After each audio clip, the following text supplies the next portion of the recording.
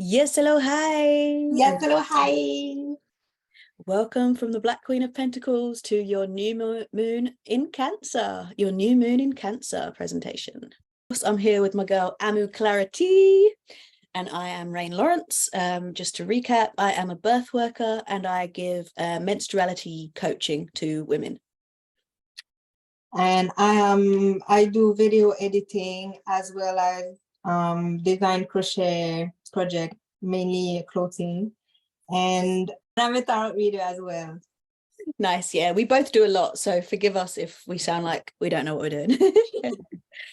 And yeah, it's funny because July, I've heard various things that there's nothing going on and that July's a crazy month. So we'll be going through some of the astrological events that you can expect or that have just been present. So how do you feel, Emma? Do you feel like July is a big month astrologically or like a calm month?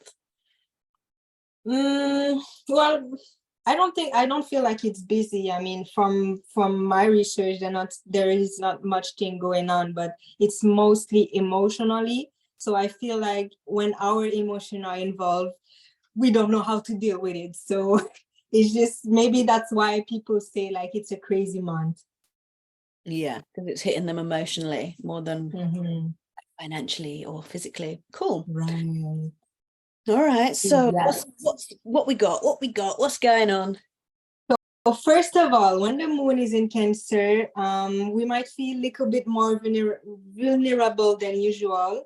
Okay. One of Cancer's best trick is to be living inside their castle. Like they have big walls so they can feel safe from inside. And you might put the people and things that you love behind those same walls at this time. Like you would feel like the urge to protect your people, your things, everyone around you that you love, like they were your own kids, right? And also, extra emotion will arise. Talking about emotion, so don't worry about it because you just have to sit with it and determine it what you really need to feel secure and satisfied. So pay attention to your mood swing because they are most likely indicator or guideline from the universe. Message, in other words, hints, clues. Fantastic. That's interesting actually that you said about like living behind this sort of guarded castle, because we also have the finger of fate happening, also sometimes called the finger of God or just simply Yod. And this is when Pluto is quincunx Venus and Neptune is also quincunx Venus, and these two kind of shapes, if you will, kind of lean on each other and make this sort of obelisk shape in the sky. When we see this finger of fate or finger of God, it can indicate large financial changes like wealth transfers, becoming more wealthy, or indeed the opposite, becoming poorer.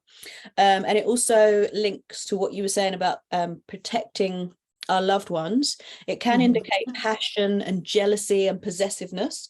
So especially for those who have Venus in the 5th or 7th house, that could be something to watch out for. So just ensuring that your desire to protect doesn't topple over into like unwanted restriction on another person, which actually strikes me as being quite prevalent in the media at the moment. I don't know if you've seen this Jonah Hill story going on. So the actor Jonah Hill has been exposed, if you will, for having been really possessive to his ex-girlfriend and trying to dictate who she can see and who she can speak to and like how she communicates with other people. And it's interesting how it's being viewed, because for me, from what I've heard and seen, I don't think he was being possessive. I feel like he was stating his boundaries and saying, look, if you're going to act like that and hang out with those particular people, fine, do it, but I'm not interested in being involved with you. But a lot of the sort of feminist movement have been saying like, oh, you know, he's been really trying to manipulate her and controlling. And I'm he stated what he expects, and if he doesn't get that, he will exit. But yeah, I guess that is definitely a hotbed and not for us to discuss right now. Of course, but in general, I mean, if the man set it some boundaries because that's how he felt, it's totally valuable. It's totally valid. I mean, there's nothing to argue about. Yeah, exactly. And I feel like sometimes if you say this, like you and I are now, you get told that you're not a feminist, or you're not an ally to women, or you're victim blaming. But for me, it feels like the fact that him simply stating what he accepts can be viewed like an infringement on your rights is a reflection on you. To me, it feels like she isn't strong enough in herself to just be like, okay, he's told me that. Do I want to take on board what he said and adapt my behavior? Mhm. Or do I carry on doing what I'm doing and lose him? It's just a simple, straightforward, Yeah, emotional choice to me. But yeah, I agree with that. yeah, so we'll just see how that plays out in the media. For now, people are enjoying just kind of throwing their time. Drama. Yeah, you know how people love a bit of drama, so good. So we also have the lunar nodes doing some interesting things this month. So you've probably heard about it already, but we have this nodal axis shift. So nodal shifts occur every 18 months. And it means the lunar nodes, so the north node and the south node of our moon, they have a sign associated, and those signs shift. So we had Scorpio Taurus Scorpio, sorry, and we're now going to Aries Libra. And the lunar nodes symbolize our collective karmic journey. So on the 12th of July, in 2 days' time, they're going to do that shift. And this signifies a change in like the underlying energies that guide our growth. So if you felt like things are slow or you get stuck, you might see that with this different nodal axis lunation, that you could not be so stuck and things might move a bit more swiftly. Taurus Scorpio is fixed, they're both fixed. So that is about being immovable, being a little bit stubborn. Sorry, I know Amu's a Taurus, but being a bit more like Bullhead. like on a positive note, the fixed signs are doers, they are just kind of grounded enough to just be like, I'm getting to X, and they get to X. Narrow-minded, really narrow-minded. Exactly. Just zone in on what you want to do. But the Aries Libra shift is going to be cardinal. Now, cardinal signs are more like the initiators and the visionaries. They are still doers, but they sort of start things off, and it's about that initiatory spark more than the longevity of getting somewhere, of So there's that happening. So yeah, I mean, how that will play out for you in your particular life and in your career and in your love life and etc. remains to be seen, but just watch for that on Wednesday of this week, the 12th of July. Very exciting. So we also have Pluto squaring the nodal axis. So Pluto, as we all know and love, is the planet of power and manipulation and intensity and taboos and like the sort of dark, shadowy, subconscious underworld. Also death, life, rebirth, that kind of thing. And so this squaring of the nodal axis it can feel a bit dark and icky and dangerous and like you're trapped, and to an extent that is the case. Nobody gets out alive. There's that phrase, isn't there, like we are here, we're stuck on this earth in this 3D reality for better or worse. So if there is a war or a famine or a flood, you're still here in your 3D reality and you have to cope with that in some way. So not to put too fine a point on it, but just I would say embrace this idea, take it on, take it by the reins, know that you are in a spiritual war, and your contribution on a daily basis, the way you think, the way you speak, the way you behave, every tiny little micro action is a parry or a cut in this spiritual war. So don't take it lightly. I think it's like the magician card energy of like, you're really important. you're a magician. Everything, every breath you take, every word you utter is creating magic. So take that on and have it as your own. Yes. Yeah, I got deep there. Ooh. Oof. Ooh. I need to have a drink. What else we got coming, Amu? We got retrograde. Retrograde. Well, since we were talking about Pluto, do you want to go with the Pluto retrograde first? Oh, sure. Yeah. Yes. So retrogrades, as you probably know, are when planets move backwards. I mean, they don't actually move backwards, but it looks like they are in relation to the other planets around them. So when we see Pluto retrograding, it's guiding us to trace back over events that we've been working through since October last year. So if you cast your mind back to October 2022, what was going on for you? What were you dealing with? And then you might find themes, especially on an emotional level, that were stirring then, that are sort of resurfacing and allowing you a second chance almost, or like a retake, whereby you can clear that and gain a greater awareness about, you know, what to do or what that lesson was. Yeah, in October, I was in Negril and I had to leave the place where I was living because of a change of administration. So I left from Negril to Kingston, and it was a whole adaptation, and like it's a whole other world. And I was living with people, and so all of this was triggering me. And guess what? Today, I actually had to leave the whole Jamaica, and I've been in Canada. I've been living with my father and my brother for a few weeks now, and adaptation again. You love a bit of adaptation, don't you, love? You loving it. God. I've been triggered so much, especially this past week. It was hard for me, but I mean, one day at a time. I guess I have things to deal with. So Yeah. And can you see any so it says that this is a chance for awareness or more clarity. So can you see recurring things from October to now? Yeah, I feel like in October there's things that wasn't said or was said that should have not been said, and it's kind of the same energy here. You know, I have expectation because of history, and I'm projecting what happened before today, and I feel like it's blocking me because it's like it's already in my mind that, oh, it's going to fail because 10 years ago it was failing, you know. So it's like this the kind of mood I am in right now, and I'm trying to shift, you know. Last week I had to ask, well, not even last week, 2 days ago, I had to ask something to my brother, and I was like, I don't want even to ask him because back in the days he would have said this and that, and guess what, I asked him and he said the same fucking thing he would have said back in the day. So I'm like, I was right.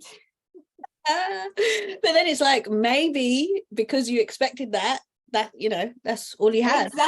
Exactly. So yeah, I have to work on that. How do we ignore our conditioning and ignore the past? Because, you know, that's kind of an evolutionary trait, isn't it? That, you know, when we were back in the day in the caves, we learned that, you know, a lion can kill you and it's scary. Fire brain. Yeah. So it's sort of ingrained in us to learn from our past, carry it forward. So I'm going to think about how you can get around that. I think meditation, if you have a strong meditation practice, it just kind of clears some of that. I see it as like a computer, and you sort of delete every time you meditate, you kind of delete crap files that you don't. So yeah, maybe you could start a meditation practice if you don't have one. Or even more, go deeper. Or take time to focus on different things. Yeah, and they say if you only have, what is it? If you only have 5 minutes to meditate, meditate for 5 minutes. And if you have no time to meditate for an hour. So people are always like, Yeah. oh, I don't have time. But those are the people that are so busy. You should take time. Yeah, they should just make Yeah. the time. Yeah.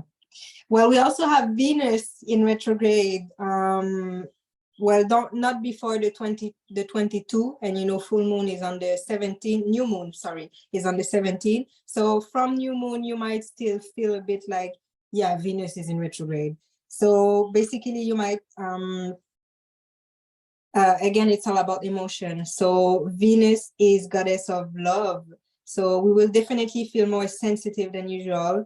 Again, pay attention, because in any case, rejection is protection and redirection. So if you don't feel comfortable in a situation or around certain people, do something about it. Prioritize your peace of mind again. So I said it, Venus is the goddess of love, but as well beauty and money. So pay attention. Are you comfortable regarding your environment? When we say beauty, it can be how your house look, or like in your room. Are you comfortable? Do you think your room look nice? And do you feel comfortable in, who you are in your environment? This is something to focus on. 100%, yeah. And the Venus retrograde is retrograding through Leo. And so that happens every 8 years. So if you cast your mind back to, I think it's like August, September 2015 and August to September 2017, you might find that similar themes of like reevaluating your relationships or love or money, that could be coming up again. And also Yep. that Venus, like you said, is like art, love, beauty, money, and Leo is kind of like vivacious and theatrical. And I've noticed myself in my dating life lately, just being a bit more playful, it can become like this flipping chore or this interview where you're like, okay, like, what do you do? How much money do you earn? Do you live alone? Have you got children? And just like, interviewing for the role of your partner. And I've really tried to just see it more or actually I haven't tried. I've just naturally been seeing it more for like, yeah, someone to play with, someone to have a laugh with, someone to get to know slowly, and not with this just very narrow idea of like, I'm going to get to know you so that we can get married or have children or move in together. Just enjoying the process. Which Leo. Oh, you see, it's the opposite for me. Oh, really? Because in the past, this is what I used to do, like just play, and we see what go on. But it fell every time. So now I'm like, all right, so we need a list. I want this, that, this, that. Do you have this, that? No, bye. Well, I have no time to waste. Yeah, and you have you have different cycles in life, don't you? Like I have been single a long time. So I'm thinking maybe that attitude of like checklist, get them in the bag is not working, hasn't worked for me clearly. So I had no choice but to try a new tact, just about the Venus retrograde. Oh yeah, no, it was right. August to September 2015, 2007, and then you can even, depending on your age, you can go back 8, yeah, 8 to see what themes are coming up for you. Fantastic. Well, speaking about new ways to see things or new ways to do things, new moon, new intentions. So new moon is always a good time to set new intention. We said it many times before. The more you see it, the more you manifest it. So go ahead and take time to sit with yourself and project yourself in your perfect outcome. Your vision might be blurry, or it might not come right away clearly to you, but trust the process and trust your instinct. Basically, your instinct will guide you. And again, don't forget that universe got your back. And about intention, we suggest that you set your intention regarding which houses is impacted for you. All right, so each lunation have different impact in the houses. So at this moment, for example, with this Cancer new moon, for me, my sun sign and my rising sign. So my sun sign, which is my regular zodiac, Taurus, is in the 3rd house at the moment. So you can see the list in the background. So the 3rd house is, I think, it's mental activity, it's learning, it's sibling, it's communication. Speaking about siblings. So this house is impacted for me. And Leo rising, so it's the 12th house. I dream, where is the 12th house? Here, solitude, institution, transcendence, self-sabotage. In this case, I feel like solitude, like basically I've been not auto rejecting myself, but just putting myself in situation where I'm alone and I'm with myself. I take time to think about what's happening and my life in general.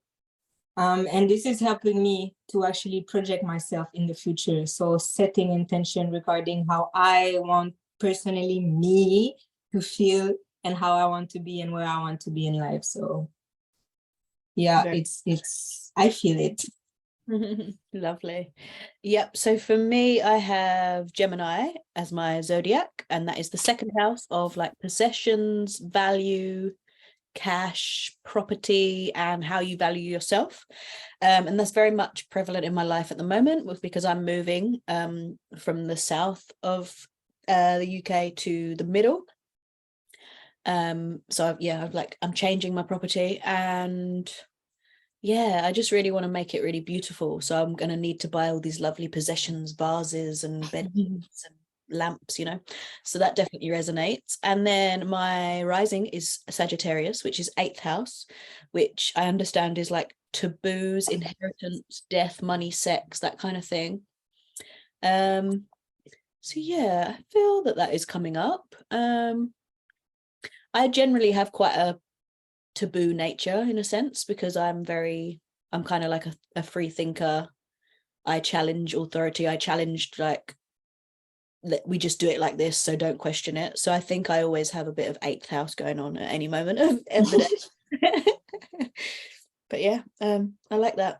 I love this wheel. That's really cool. I'm gonna have to take that and stick it in my book. So mine is I have, and where's 8th? Circulate. I circulate. Right.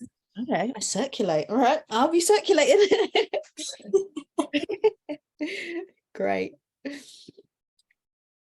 Oh, okay. So we've also got some more Pluto again. Pluto is really present. on. Pluto's having his day, and the moon and Pluto are just at it. So what does it mean? Moon in Pluto. Oh, I love this, actually. I was really excited when I saw about this, the moon in Pluto. So the moon in Pluto, sorry, the moon opposing Pluto, is a great time to celebrate the divine feminine, which is really interesting because this moon in Cancer is also all about the motherhood and maternity and the women in our life. So yeah, it's definitely making sense, because 5,000 years ago, when the patriarchy was established and began to sort of grow and become the dominant structure, the divine feminine didn't just like roll over and cease to exist. We kind of went into this abeyance. I say I wasn't alive then, of course, but I feel like the spirit of womanhood and the divine feminine is like an archetype. It's not individuals, it's like a beast all its own. But it like went into this abeyance and like withdrew, but it didn't die or disappear. So this dark moon, this inward phase of reflection and quiet and solitude, is a natural part of the cycle. And there's lots of indications that this divine feminine is coming out of the abeyance and is gonna take center stage again. So that's really exciting. And this moon opposing Pluto is one of those signals that it's time for women. And I mean, I've seen it myself. Like the fact that the menopause is so much more researched and spoken about now, the fact that periods and menstrual cycles and like the products that women use to manage that are more like prevalent, and kind of they're no longer like a disgusting icky thing that we don't talk about. It's like we're allowed to discuss it and have adult conversations about that stuff. So yeah, that's exciting for me. I do hope so, because as you know, I work in birth, so if we bring some of the divine feminine back into birth that's been absolutely like taken over by medical men and the divine masculine side of things, it's definitely due for some of the divine feminine to return to that very, very important space. So yeah, that's exciting. Mm-hmm. Yeah, talking about the divine mother, moon is home in Cancer. So yeah, our emotional body will be easier to access, as we mentioned many times today, so you will feel more emotional. And also we have issues regarding murdering or childhood that may resurface, so try to make peace with those feelings, you know. Sit with it, acknowledge it, and move on. Another energy Cancer is bringing bravery. So this will actually help you to go past all those cocktail of emotion coming in. Yeah, stand up for yourself, stand your ground, and you have something about the 3C. Please mention it. I love that. So similarly, when the moon is at home in its in Cancer, that's its rulership. Sorry, the moon rules Cancer rather. We're called to trim and streamline our lives. So we're going to eradicate those projects or habits or people or things that clutter our space and that just waste our energy and aren't for our highest good. Yeah, this moon in Cancer allows us to just just say no more to that, thank you. Like, it's wasting my energy, it's not for me, get gone. Clean up your emotional space. Yes, I think the 3 C's you were referring to is the like not coasting, compromising, or conceding. Yeah. Is it concede? Oh. Yeah. Yeah, I think that's right. Don't coast, don't compromise, don't concede.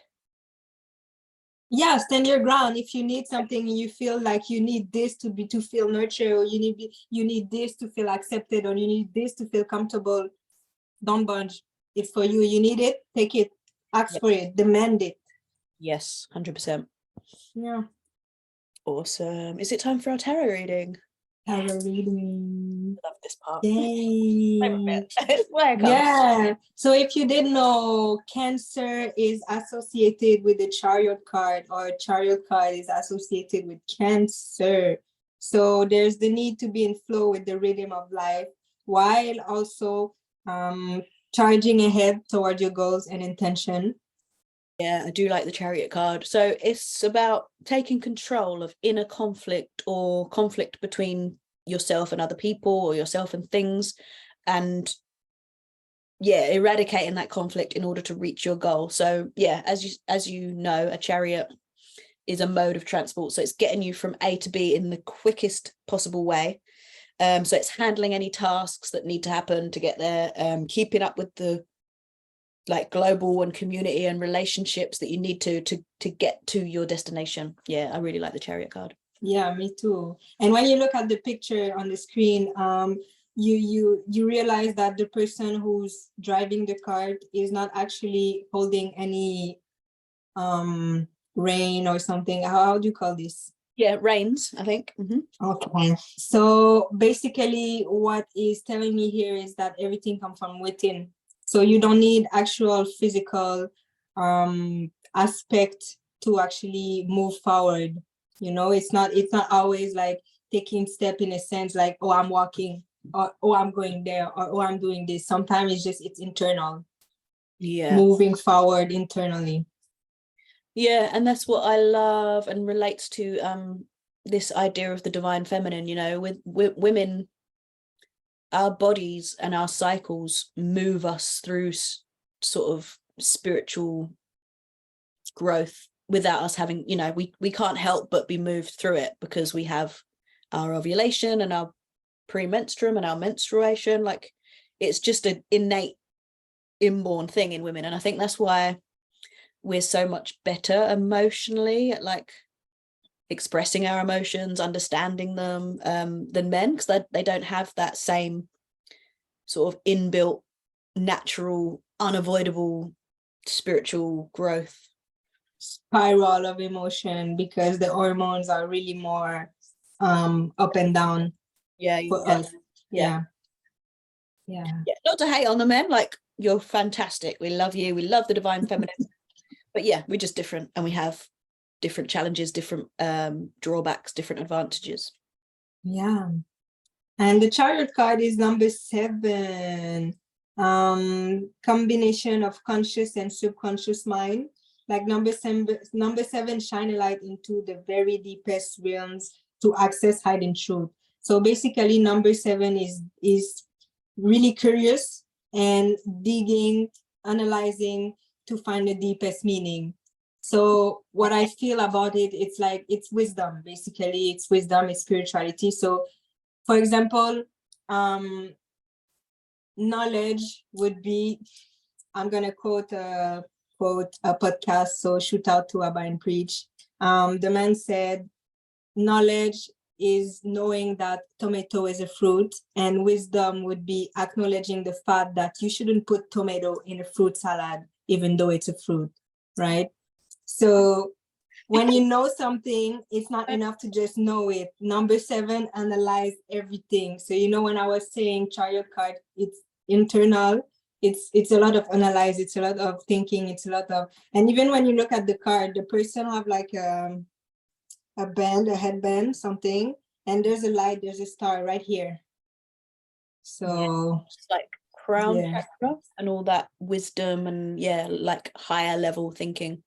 Right, exactly. Yeah, I know you're a big fan of 7s, aren't you, Amu? It's your favorite number, right?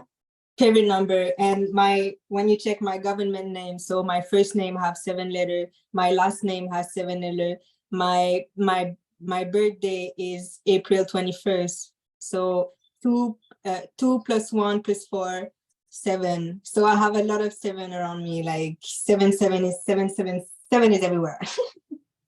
Yeah, no, I'm not averse to 7s, but now that I've been friends with you, I'm like seeing them everywhere. And this nail color that I chose on Saturday was 77, and I was like, not sure, maybe I'm gonna get turquoise, maybe I'm gonna get pink. But then when I saw the number, I was like, yeah, I'm gonna get this for Amu. 7. Yeah, so for me, Yes. 7, I always think of retreat, spirituality, inner growth. Yeah, I don't think I need to say more. Yeah, that makes sense. Idea of Should we put cards? Yeah, why not? Do I have a deck there? I have an oracle or a tarot. You can choose. Do you know? Can I have one from each? Because I never really use Yeah. oracle. So yeah. So I have this one. It's the same one I used last time. So oracle wisdom. Let's pull a card. Nice. Oh, yo, this is so aligned. We love it. So there's two cards came out. So this one is like, it's number 10. Number 10, it's ending, but it's also new beginning. And it's called like an unfinished song. But basically this card is telling you that your past is not your future. Right? So number 10 is the end, but the end is also a new beginning. So you actually have the chance to start something new. Yes, and we have an egg. Drag your past in. Don't put it all in a big sack and put it on your back. And don't do it. Leave it. Leave it behind. And we have an egg here. Eggs, birth, rebirth, new beginning again. So it's here. Okay. I hope you feel that one, Amu. Oh yes, I do feel that one. And we have number 13.